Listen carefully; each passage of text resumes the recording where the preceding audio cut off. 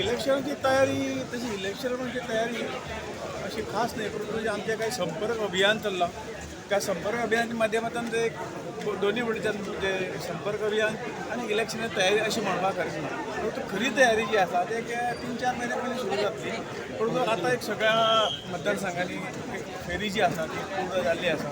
सगळ्या कडेन गाठी भेटी मेळप जे प्रतिश्ठीत लोक आसात ते सामान्य हें आसात तांकांय मेळपाचे कार्यक्रम चालू आसा आनी संपूर्ण देशभरात चालू आसा. संपर्क अभियानाच्या माध्यमातून जवळजवळ 30 मे ते 30 जून असं ठरयल्लें, परंतु आनी जवळजवळ 18 दिसांनी हें अभियान वाडयल्लें आसा. ते 18 जुलय पासून चलतलें आणि ताचे नंतर 20 जुलयाक पार्लमेंटाचे मनसून सेशन